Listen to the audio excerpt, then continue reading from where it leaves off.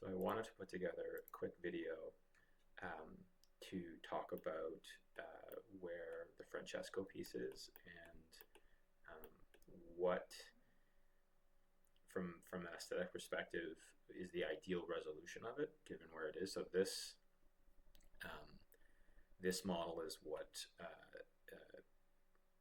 I have imported from Tony. He exported an OBJ out of SolidWorks. So basically, where it currently is, and this would be right now it is November 6th. So this is kind of the, I guess, the end of schematic resolution of the model. And this is a very organic piece, and so there's a lot of elements that are have changed between the Blender model, which you can kind of do whatever you want, and this is more the reality of what it will take to build this thing. So the sizes of the pipe, the radiuses of the pipe, how the vertical support pipes will connect to the loop. So there's a number of different elements here that I think we should review. I just wanted to go through. There's a few things that I think, from an aesthetic perspective, if we were to adjust, would improve the piece, and I just wanted to do a quick recording that I could communicate those ideas and hopefully make sure there's kind of like almost like a touch point from studio back into schematic or development on the project management side of what needs to be resolved. So there's only just a few elements that I think need to be adjusted. So I looked at the pipes. So these pipes have been placed and given a radius that is something that's more realistic from a perspective of say, advanced bending, if they're going to do the bending of these pipes. There's really only two pipes that I felt could be adjusted. This black line here is where they currently are in Tony's model. I would like to push that pipe there. It was actually warped a bit, but it's more about this angle than anything. Just taking it in its current plane and moving it back about this much, which I can export this model for reference. And then the other pipe was this one here. Again, just moving it back a little bit and increasing the radius slightly, just to better fit into the form of the piece. And then the next thing is the termination of the pipes. So Tony completed one of them that shows the, let's see if I can zoom in.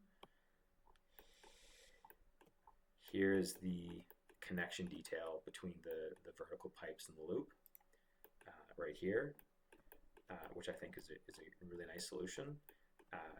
The issue is the way that these pipes terminate. Ideally, that they would continue on and there'd be this kind of nice, perfect alignment of the gesture of this and the mesh. It's not really realistic, given that we have to be able to ship the mesh and a loop separate from the support structure, the supporting pipes. So how do you resolve that? I think that we should endeavor to get these as tight as possible, given that you're going to have to be able to get in there and put a bolt in place. I'm fine with, Tony's done it here, of removing a piece of mesh to accommodate that, or a piece of the rod of the mesh to accommodate that, because it's going to be kind of random as to where those actually get connected. This one, for example, can move over slightly. There's a lot of tweaking there to find the optimum resolution of that, but removing a little chunk of the mesh, I think, is fine. And if we have to put that back in some kind of scabbed in way just to make it look more consistent, I think we can do that once it's actually installed. The other way to accommodate this issue of the kind of the form gestural element is the discs. If there's a spacer or a distance between the mesh and the discs, so there's a couple different connection details that we're looking at, if they're able to drop this down a little bit, it will become the surface on the underside of this mesh and will help us to be able to blend this connection detail so it feels more consistent, that there's a gesture from, the idea is that there's a gesture from here and continues all the way up and then continues down. So there's like a consistent gesture across it. If we drop the discs down, and this is kind of the more severe version of that, so this is probably 3 inches, something like that. That might be a bit much. it's finding that distance, I think, will be a key element of resolving the piece in a way that works. But as much as possible, we want to bring the support pipes up and reduce this distance, um, and allow us to create a even and consistent gesture. One other thing I should mention is the pipes themselves. Uh, I have it in my head that it's a risk that someone climbs up and falls and jams themselves in between these pipes. Um, I'm not sure if I'm imagining that or if that's a real issue. I still think it should be resolved as much as we can. From my perspective, the real risk is not so much these ones where it comes to a more severe angle. I think it would be harder for someone to jam themselves here because of that severe angle. But I think that something like this one, where it's open at the top and then there's a very gradual tightening of the space, that I think someone could jam themselves in.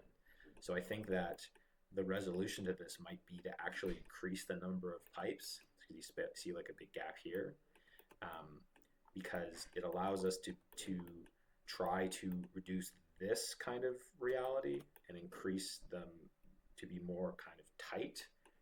And then also, if we have more pipes, we might be able to reduce the thickness of these pipes, which is another issue, that the thinner these pipes are, the better the piece will look. So anyway, those are some of the considerations that I think would improve the overall aesthetics of this. I know that not all of the things are actually achievable given engineering, complexity, budget, all the different elements that actually make up the piece being finalized. But I wanted to communicate those elements so that as we develop this further,